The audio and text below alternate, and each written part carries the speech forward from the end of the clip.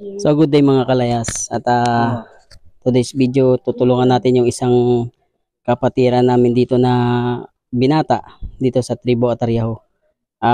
Gusto niyang makahanap, nawaloobin, makahanap ng makakasama sa buhay. Pangalan? Babor. Babor. Angelito.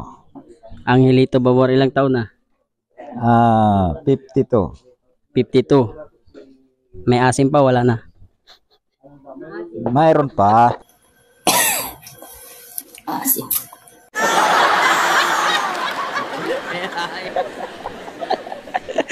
De. Balita ko binata ka daw. Oo naman. Kailan ka huling nagkaroon ng kasama sa buhay?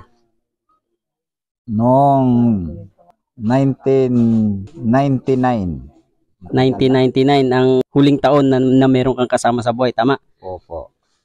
So kung bibigyan ka ng pagkakataon na magkaroon ng makakasama sa buhay, anong gusto mo? Yung mapagmahal. Ano ba yan? Babae, lalaki? Yeah, boy. Siyempre, babae. Okay. So yung mapagmahal, ano pa? Yung mapagkatiwalaan sa bahay. Okay. Yung totoo.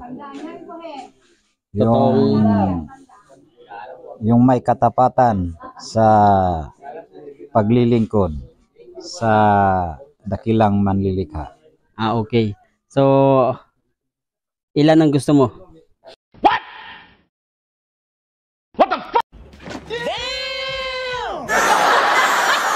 Pwede kung kaya, dalawa. Kaya pa ba? Kaya pa ba? Opo. Okay. So, tawag dito.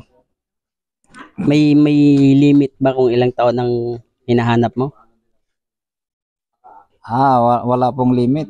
Basta importante ang mahalaga sa buhay. Kung halimbawa 80 years old, gusto mo mapangasawa, okay lang? Pag iti, baka hindi na kayang kumilos yun.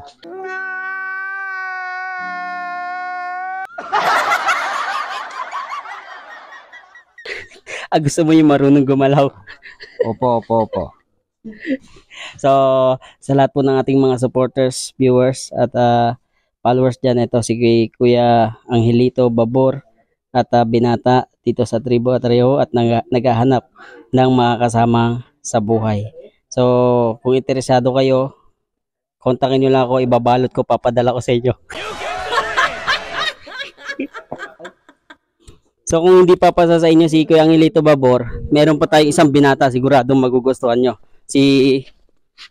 Please, no! No! No! No! Victor. Sino ba yan? Anong last word mo? Last word. Ano masasabi mo? Okay naman. Okay naman. Last word mo sa video natin. Last word.